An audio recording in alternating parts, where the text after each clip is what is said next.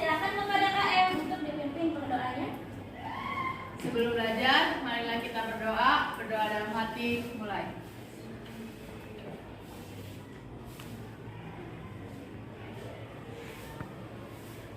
Berdoa selesai. Assalamualaikum warahmatullahi wabarakatuh. Ya, waalaikumsalam warahmatullahi wabarakatuh. Baik anak-anak, silakan bajunya dirapihkan dulu. Ya, dan dilihat di bawah bangku kalian, di bawah mejanya. Apakah ada sampah? Ada, Bu. Ada, udah bersih semua. Oke, hari ini siapa yang tidak masuk? Ada 4 orang sudah ada di agenda. Ada 4 orang yang sudah ada di agenda kita. Nah, untuk meningkatkan semangat nasionalisme hari ini, ya silakan kita bersama-sama menyanyikan lagu wajib nasional. Satu Nusa, Satu Bangsa.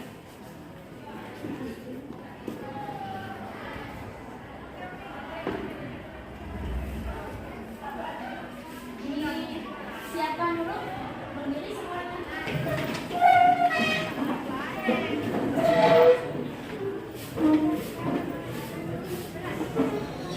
Oke, dalam hitungan ketiga kita mulai.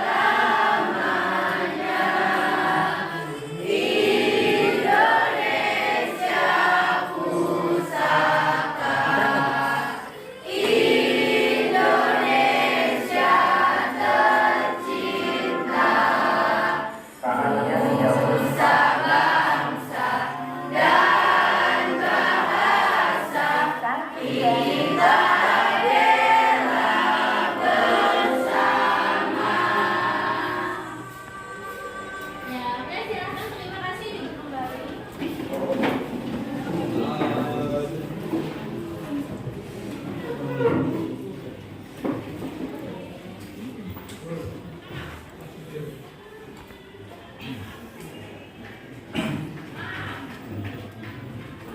Nah, baik, semoga kita bisa mengamalkan semangat nasionalisme ini di dalam kehidupan sehari-hari. Ya, belajar hari ini anak-anak? Ya, kalau gitu silakan disiapkan dulu alat tulis dan bukunya.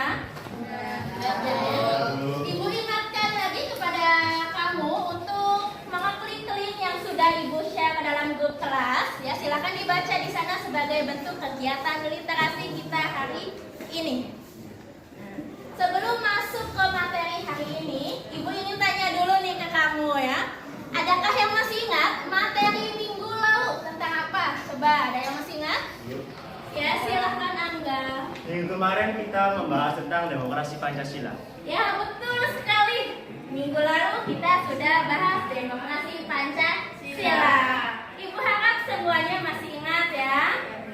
Nah, coba, apa sih yang dinamakan dengan demokrasi itu? Ada yang tahu? Ya, silahkan. Menurut saya, demokrasi itu melaksanakan kedaulatan dari rakyat oleh rakyat dan untuk rakyat. Ya, betul. Ada lagi? Saya, Bu. Demos dan kapos pemerintahan rakyat. Ya, betul. Berikan aplaus dulu semuanya.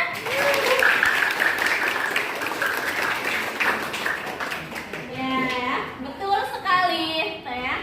Tadi yang sudah disampaikan oleh teman kalian bahwa yang dinamakan demokrasi Pancasila ini yaitu demokrasi di mana pemerintahannya itu berasal dari rakyat yang berdasarkan pada Pancasila. Nah, sejauh ini demokrasi Pancasila itu mengalami berbagai perkembangan dari masa ke masa. Ya, coba adakah yang masih ingat nama presiden kita dari awal sampai saat ini? Ada yang bisa menyebutkan? Ya, silahkan Citra. presiden kita ada 7, yaitu Pak Soekarno, Pak Soeharto, B.J. Habibie, Gus Dur, Ibu Megawati, Bapak Susilo Bambang Yudhoyono, dan terakhir yaitu Pak Joko Widodo. Ya, betul sekali ya. Nah, apakah mereka itu melalui proses demokrasi pada saat pemilu? Iya, Ya, betul. betul. Jadi sampai saat ini ada berapa jumlah presiden kita? Ada 7. Nah, ada 7. Itulah bentuk gambaran demokrasi Indonesia ya sampai saat ini. Tuh. Diingat ya anak-anak, jangan sampai lupa ada demokrasi terpimpin, demokrasi Orde Lama, demokrasi Orde Baru, dan demokrasi era reformasi. Nah, saat ini kita berada di demokrasi reformasi, era reformasi. Gitu ya. Oke, selanjutnya, nah, bagaimana yang akan terjadi apabila ya jika di dalam proses demokrasi itu pada saat pemilihan umum presiden yang pernah terjadi tahun belakangan 2014 itu ada salah satu calon pasangan presiden yang menolak hasil keputusan pemilu. Lembaga manakah yang dapat menyelesaikan kasus itu? Ada yang tahu? Mahkamah Konstitusi? Ya, betul sekali, Mahkamah Konstitusi. Berikan aplaus dulu. Nah, itulah materi yang hari ini akan kita bahas bersama ya di dalam kelas ini. Nah, adakah yang masih ingat ya di dalam Undang-Undang Dasar 45 ini pasal berapa yang mengatur tentang demokrasi? Saya, Bu. Ya. Pasal 28 Undang-Undang Dasar 1945 tentang kekuasaan berserikat, berkumpul, dan berdemokrasi. Ya, betul sekali. Berikan aplaus dulu semuanya. Ya, di dalam berdemokrasi kita juga punya jaminan di dalam Undang-Undang Dasar 45 di mana setiap warga negara itu berhak ikut serta di dalam proses pemilihan umum, ya, tanpa diwakilkan oleh siapapun. Ya, kita masuk pada materi hari ini tentang sistem hukum dan peradilan di Indonesia. Nah, kompetensi dasar hari ini yang akan kita bahas itu ada mendeskripsikan sistem hukum dan peradilan di Indonesia sesuai dengan Undang-Undang Dasar 45. Next. Tujuan pembelajaran kita hari ini. Ibu mau Ihsan untuk membacakan tujuan pembelajaran. Silakan. Aku menjelaskan pengertian hukum, tujuan hukum dan jenis penggolongan hukum dalam sistem hukum di Indonesia dengan tepat. Yang ketiga, peserta didik mampu memahami lembaga peradilan dan tingkatan peradilan nasional dengan tepat. Ya, betul ya. Itulah tujuan pembelajaran yang akan kita bahas hari ini ya bersama-sama.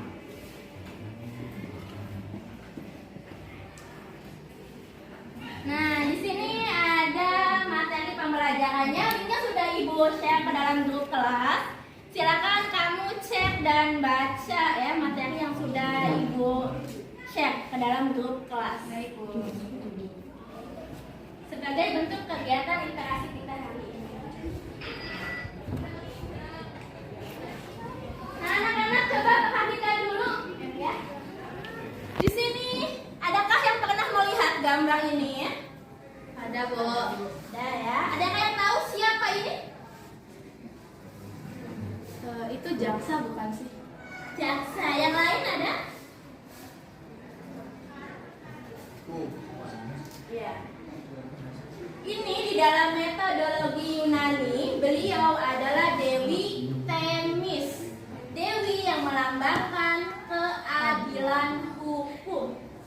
Nah, coba kita lihat. Di sebelah tangan kanan, apa yang dipegang?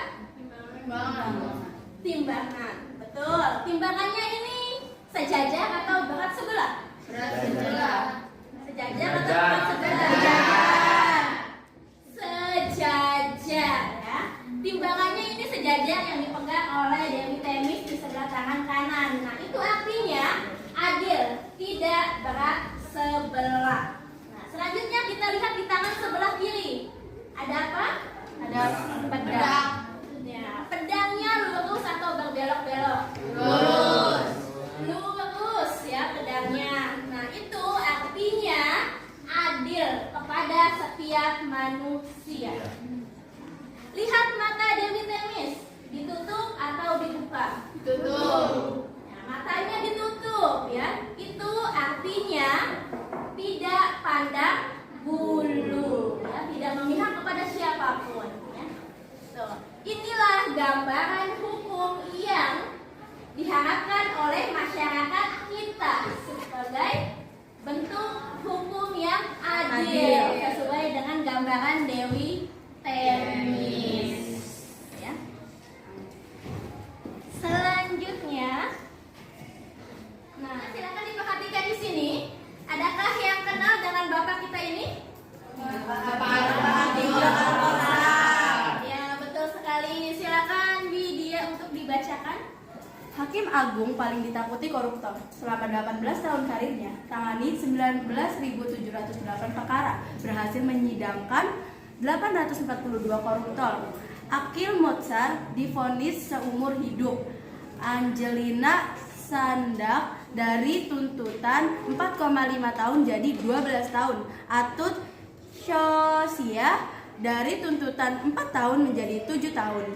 Anas Urbaningrum dari tuntutan 7 tahun menjadi 14 tahun. Ya, betul sekali ya. Tuh, beliau adalah salah satu hakim agung yang paling ditakuti oleh koruptor kita di Indonesia. Ya. Banyak sekali nilai kebaikan yang dapat kita ambil di sini. Coba ada yang bisa menyebutkan nilai kebaikan apa saja? Silahkan Angga. Adil kepada siapapun tanpa melihat kedudukan dan memiliki jiwa semangat yang besar. Ya, betul. Kalian semua di sini suatu saat nanti bisa mencontoh ya semangat pejuang Bapak Artijo Alkotsar ini ya sebagai salah satu hakim agung yang adil ya, yang memiliki semangat tinggi untuk memberantas para koruptor. Nah, kita lanjutkan. Panggilan UTKS kelas 12 Amati 1, 10 AHL 2, dan 11 STLB 2 ditunggu di lobi. Oke, di sini ada definisi hukum ya. Menurut kamu apa sih yang dimaksud dengan hukum? Ada yang tahu? Ya, silakan. Menurut saya, hukum itu sebuah aturan yang dimana kita sebagai manusia memiliki aturan untuk menjalani kehidupan. Ya, semuanya. Ya, aturan yang harus ditaati oleh setiap warga negara. Kita lanjutkan di sini ada tujuan hukum ya. Apa itu tujuan hukum? Di antaranya yang pertama ada mengatur masyarakat agar tidak melakukan pelanggaran dan tidak kriminal demi terciptanya perdamaian dan kesejahteraan masyarakat, mengatur hubungan antar manusia dan membatasi serta mencegah tindakan-tindakan yang berlebihan yang dapat dilakukan oleh manusia. Intinya untuk mengatur hidup ini supaya tertib dan aman, karena apabila tidak ada hukum maka orang akan berbuat seenaknya. Nah, gitu ya. Itu salah satu tujuan hukum Indonesia ya, untuk mengatur ketertiban dan juga ketentraman di dalam suatu negara.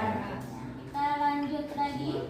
Nah, di sini ada dasar hukum yang mengatur bahwa Indonesia, negara kita itu merupakan negara hukum. Ya, dasar hukumnya telah diatur dan tertuang di dalam Undang-Undang Dasar 1945, ada dalam pasal 1 ayat 3 yang berbunyi negara Indonesia adalah negara hukum. Ya, betul ya. Ada di dalam pasal 1 ayat 3 Undang-Undang Dasar 45 yang berbunyi bahwa Indonesia adalah negara hukum.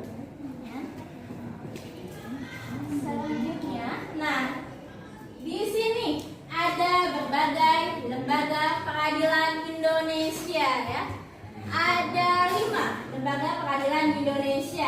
saja yang kamu ketahui? Pertama, Pengadilan Agama, Pengadilan Militer, Pengadilan Negeri, Mahkamah Konstitusi, Pengadilan PTPN. nah ya, di sini ada 5 lembaga pengadilan yang akan kita bahas bersama dengan teman kelompok kalian. Sudah punya kelompoknya? Sudah, Bu. Silakan bergabung dulu bersama dengan kelompoknya masing-masing.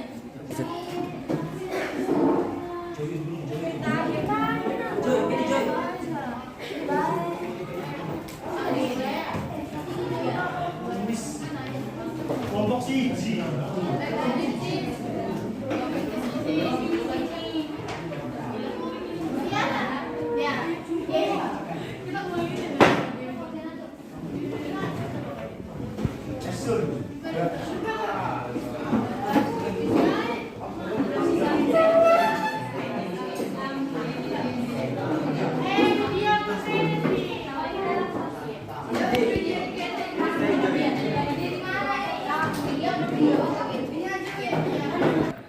Ya, oke, udah selesai kelompoknya? Udah ada semua? Sudah, Bu.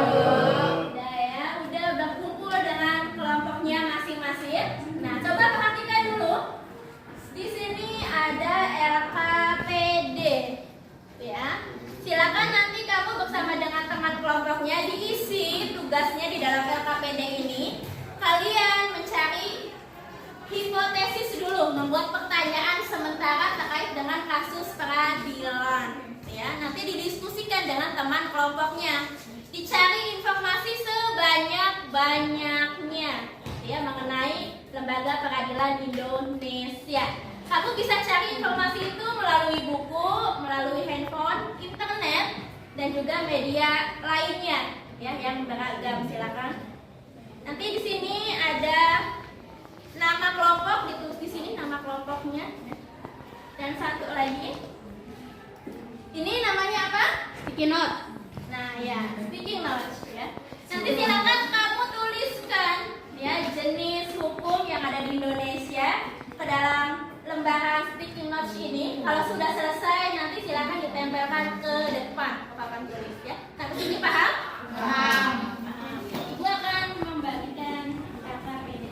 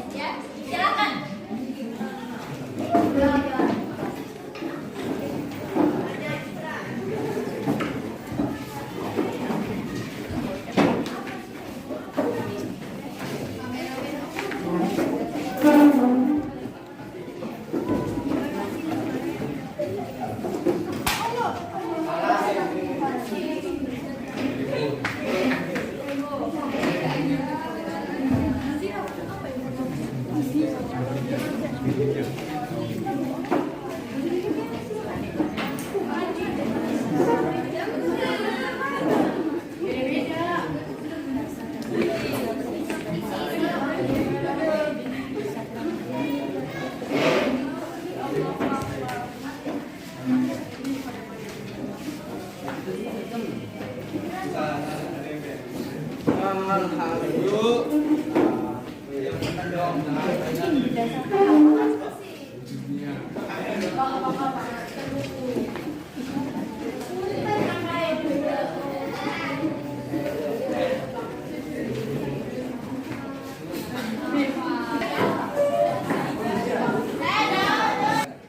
selanjutnya silakan kepada perwakilan kelompok untuk ke depan menyampaikan hasil informasinya ya yang sudah dicari. Silakan dipersilahkan.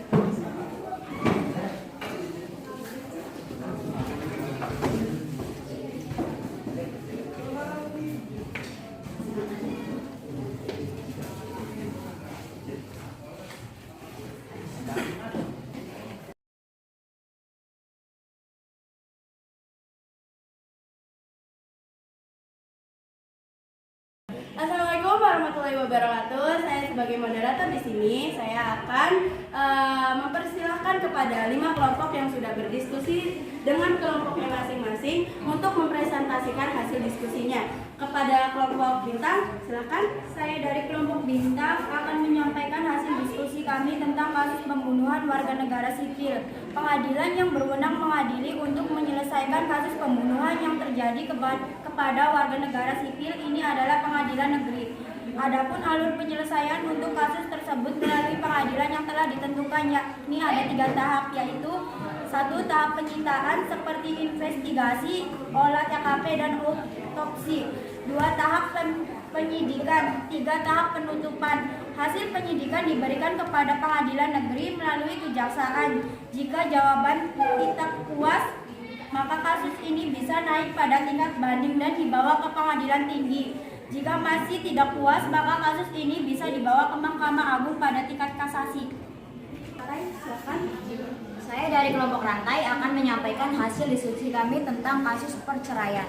Pengadilan yang berwenang menyelesaikan kasus perceraian tersebut dilakukan oleh Pengadilan Agama. Jika kalian mengunjungi situs resmi Lembaga Pengadilan Agama, terdapat beberapa jenis prosedur untuk melakukan alur penyelesaian dari kasus ini. Di sini saya akan menyebutkan beberapa tahap, yaitu 1. Sidang perlengkapan berkas, 2. Proses mediasi, 3. Sidang jawaban, 4.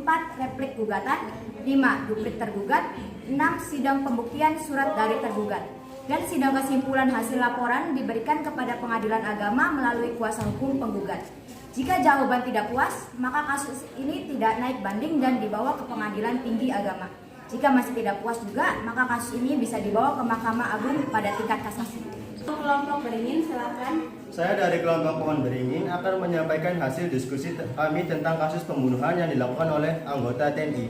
Pengadilan yang berwenang mengadili untuk menyelesaikan kasus pembunuhan yang terjadi kepada TNI tersebut adalah pengadilan militer. Adapun alur penyelesaian untuk kasus tersebut melalui pengadilan yang telah ditentukan, yakni 1. Polisi militer, 2. Penyelidikan, 3. Pengadilan militer. Baik, untuk kelompok selanjutnya dipersilakan.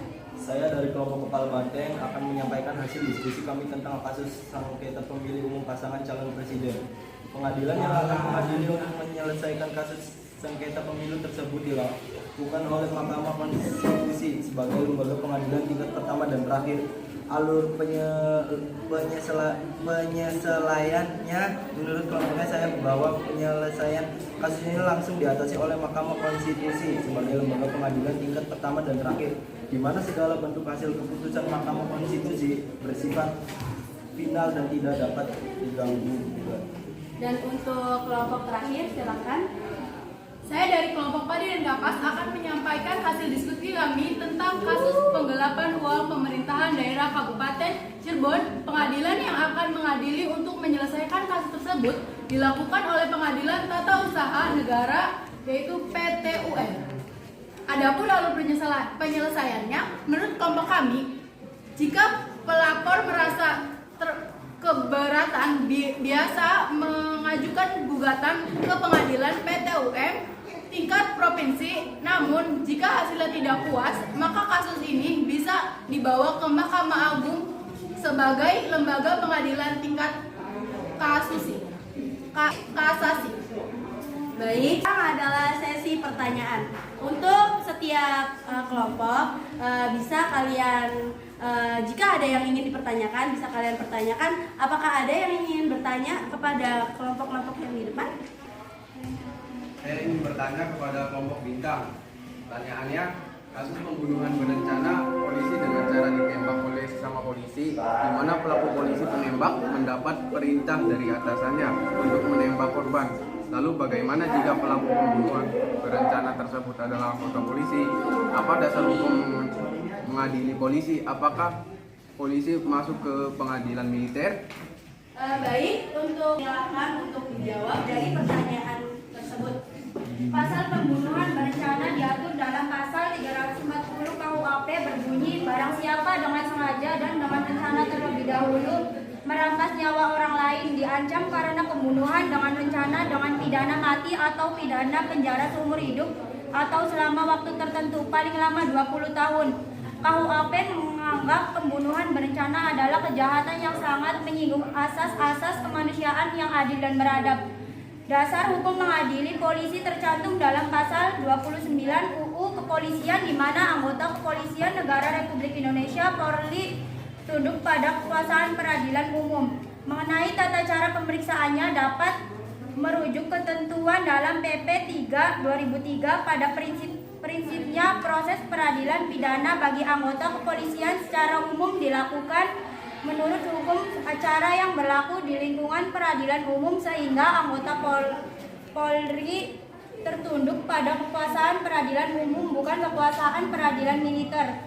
Pemeriksaan di tingkat penyidikan dilakukan dengan memperhatikan kepangkatan anggota kepolisian yang ditetapkan jadi tersangka atau terdakwa dapat diberhentikan sementara dari jabatan dinas kepolisian sejak proses penyidikan sampai adanya putusan pengadilan yang berkekuatan hukum tetap. Anggota polisi yang melakukan tindak pidana diberhentikan tidak dengan hormat. Demikian pendapat dari kelompok kami. Jawaban dari kelompok bintang sudah puas. Untuk yang bertanya, apakah sudah puas? Ya, sudah. Baik, sekarang kita sudah di ujung akhir presentasi. Oleh karena itu kami akhiri presentasi hari ini. Wassalamualaikum warahmatullahi wabarakatuh. Waalaikumsalam warahmatullahi wabarakatuh. Oke, semuanya berikan aplaus dulu kepada kelompok yang sudah tampil ke depan.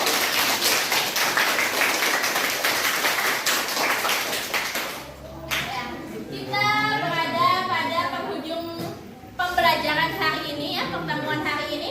Adakah yang bisa menyimpulkan materi kita hari ini? Siapa? Saya Bu. Silakan. Pengadilan jenis pengadilan yang ada di Indonesia adalah pengadilan militer, pengadilan negeri, pengadilan agama, pengadilan PT UN, dan Mahkamah Konstitusi. Jika masalahnya berbeda, maka penyelesaiannya pun berbeda. Ya, betul sekali ya. Kita dilihat dulu dari jenis masalahnya ya. Tergantung masalah itu beda lagi jenis pengadilan yang akan mengatasi kasus tersebut. Nah, sampai sini sudah paham semuanya? Sudah, Bu. Oke, kalau gitu, Ibu ingin mengetahui seberapa paham kamu terkait materi yang sudah kita bahas hari ini ya. Ibu sudah share link puisi sebagai bentuk evaluasi kita hari ini. Silakan dibuka grup kelasnya. Di sana ada link yang sudah Ibu share. Silakan diklik ya. Di sana ada 5 soal evaluasi. Silakan diisi mulai dari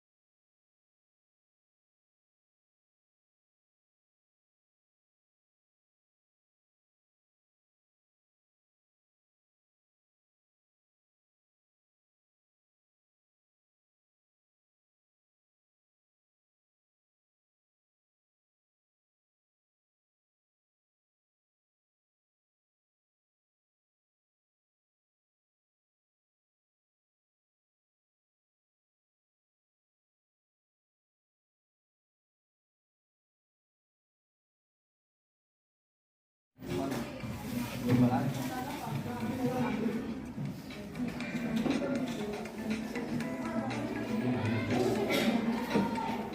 Oke, udah selesai isi kuisisnya? Sudah ya.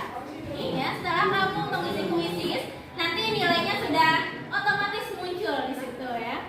Nah, untuk minggu pertama kita akan berjumpa kembali mengenai materi hukum internasional. Silakan untuk tugas di rumah ya, kamu baca materi hukum internasional yang ada pada halaman 80 hingga 83. Ya, nanti kamu sebagai tugas di rumah dibaca materinya sebagai literasi kegiatan kita di pertemuan yang akan datang.